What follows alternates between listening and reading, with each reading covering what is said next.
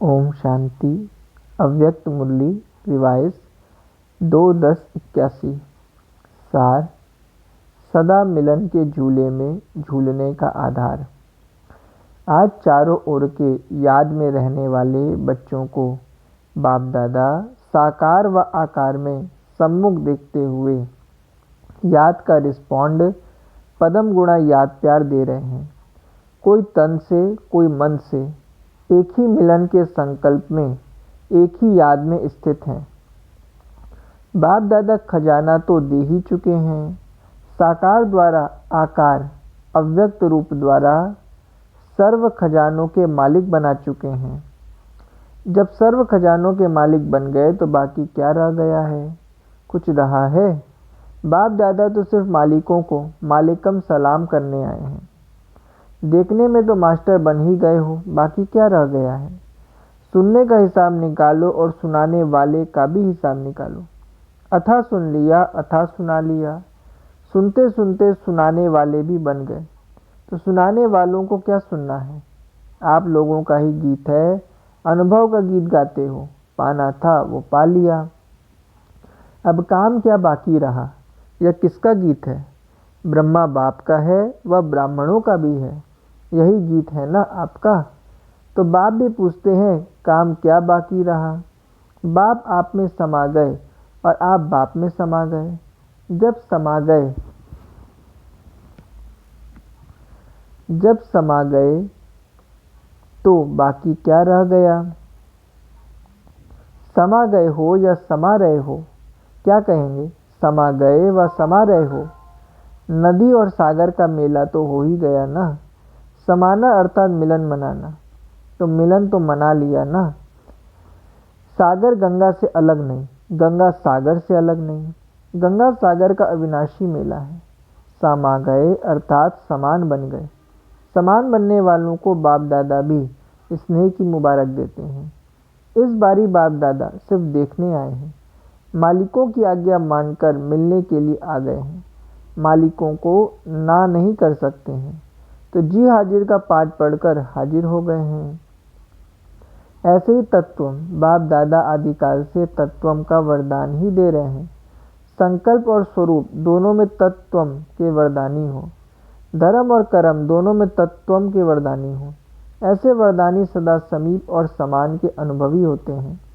बाप दादा ऐसे समीप और समान बच्चों को देख हर्षित होते हैं। अमृत वेले से लेकर दिन के समाप्ति समय तक सिर्फ एक शब्द धर्म और कर्म में लाओ तो सदा मिलन के झूले में झूलते रहेंगे। जिस मिलन के झूले में प्रकृति और माया दोनों ही आपके झूले को झुलाने वाले दासी बन जाएंगे। सर्व खजाने आपके इस श्रेष्ठ झूले के श्रृंगार बन जाएंगे। शक्तियों को गुणों को मेहनत से धारण नहीं करना पड़ेगा, लेकिन स्वयं आपका श्रृंगार बन आपके सामने स्वतः ऐसा मिलन का झूला जिसमें बाप और आप समान अर्थात समाये हुए हो। ऐसे झूले में सदा झूलने का आधार एक शब्द बाप समान। समान नहीं तो समा नहीं सकते। अगर समाना नहीं आता तो संगम युग को गवाया, क्योंकि संगम युग ही नदी सागर के समाने का मेला है। मेला अर्थात समाना, मिलन मनाना, तो समाना आता है।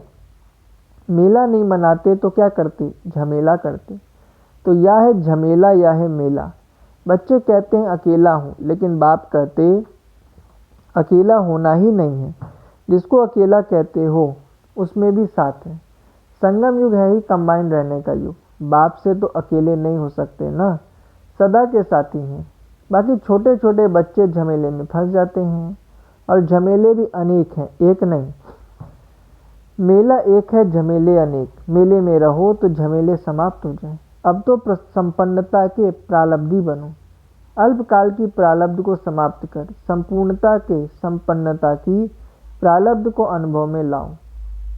अच्छा, ऐसे बाप समान सदा बाप के साथ मिलन मनाने के झूले में झूलने वाले, पाना था वो पा लिया, ऐसे सर्व प्राप्ति स्वरूप सदा हर संकल्प और बोल में कर्म में जी हजूर और जी हाजिर करने वाले, ऐसे सर्वश्रेष्ठ आत्माओं को साकार द्वारा व आकार द्वारा मिलन मनाने वाले देश विदेश के सर्व बच्चों को, बालक सो मालिकों को बाप का मालेकम सलाम व याद प्यार। साथ साथ श्रेष्ठ आत्माओं को नमस्ते। हम बच्चों की तरफ से भी बाबा को नमस्ते। प्राण अव्यक्त बाप दादा की मधुर मुलाकात पार्टियों के साथ। कर्नाटक धुन। सभी सदा साक्षी स्थिति में स्थित हो, हर कर्म करते हो।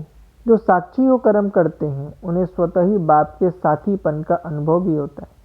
साक्षी नहीं तो बाप भी साथी नहीं, इसलिए सदा साक्षी अवस्था में स्थित रहो।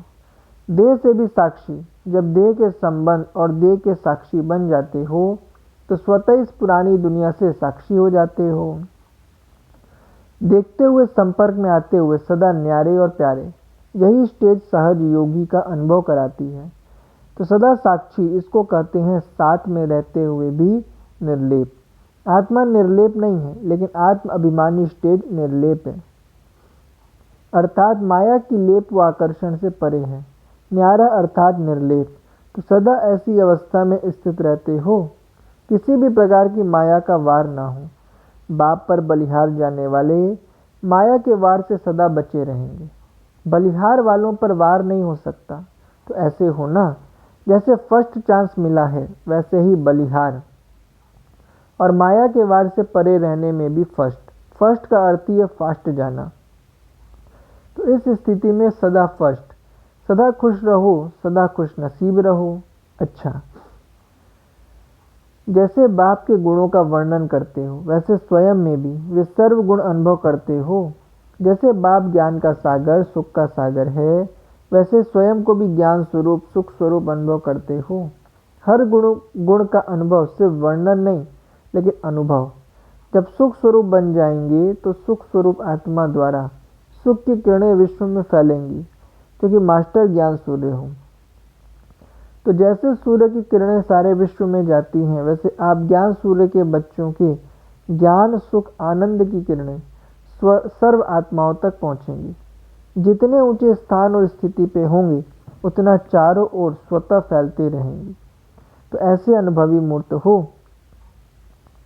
सुनना सुनाना तो बहुत हो गया, अभी अनुभव को बढ़ाओ। बोलना अर्थात स्वरूप बनाना, सुनना अर्थात स्वरूप बनना। सदा खुशी के खजानों से खेलने वाले हो ना।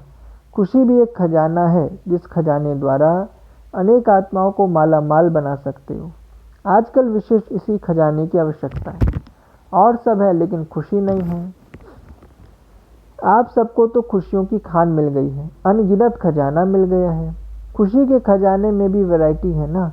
कभी किस बात की खुशी, कभी किस बात की खुशी, कभी बालकपन की खुशी तो कभी मालिकपन की खुशी। कितने प्रकार के खुशी के खजाने मिले, वो वर्णन करते हुए औरों को भी माला माल बना सकते हो। तो इन खजानों को सदा कायम रखो और सदा खजानों के मालिक बनो। सदा बाप द्वारा मिली हुई शक्तियों को कार्य में लगाते रहो। बाप ने तो शक्तियां दे दी हैं, अब सिर्फ उन्हें कार्य में लगाओ। सिर्फ मिल गया है इसमें खुश नहीं रहो, लेकिन जो मिला है वो स्वयं के प्रति और सर्व के प्रति यूज करो, तो सदा माला माल अनुभव करेंगे। सब वरदानी आत्माएं हो ना। इस समय विशेष भारत में किसकी याद चल रही है? वरदानियों की। देवी अर्थात वरदानी, देवियों को विशेष वरदानी के रूप में याद करते हैं।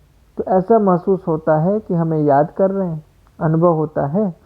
भक्तों की पुकार महसूस होती है कि सिर्फ नॉलेज के आधार से जानते हो। एक है जानना, दूसरा अनुभव होना। तो अनुभव होता है वरदानी मूर्त बनने के लिए विशेषता कौन सी चाहिए? आप सब वरदानी हो ना, तो वरदानी की विशेषता क्या है?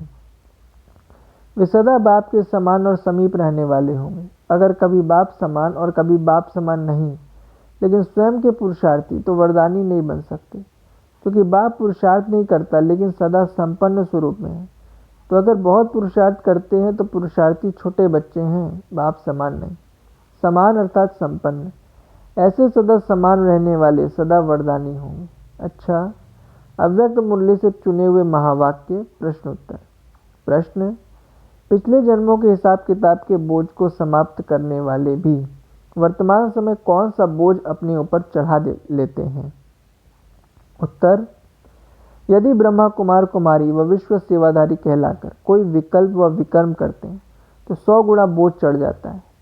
कोई अपने संस्कारों के वश, स्वभाव के वश, ज्ञान की बुद्धि के अभिमान वश, नाम और शान के स्वार्थवश, स्वयं के सल्वेशन प्राप्त करने के वश, अलबेलेपन व आलस्य के वश ऐसे अनेक बोझ उठाते रहते हैं। और यदि सर्विसेबल कहलाकर कोई ऐसा उल्टा कर्म करके डिससर्विस का वातावरण, वाइब्रेशन फैलाने के निमित्त बनते हैं, तो एक बार की डिससर्विस 10 बार की सर्विस को समाप्त कर देती है।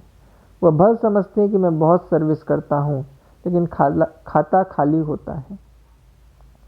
दूसरा प्रश्न, जिनका खाता खाली उनकी निशानी क्या होगी?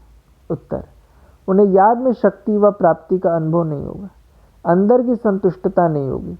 हर समय कोई न कोई परिस्थिति, व्यक्ति, प्रकृति व वैभव स्थिति को हलचल में लाने के व खुशी शक्ति खत्म करने के निमित्त बनेंगे।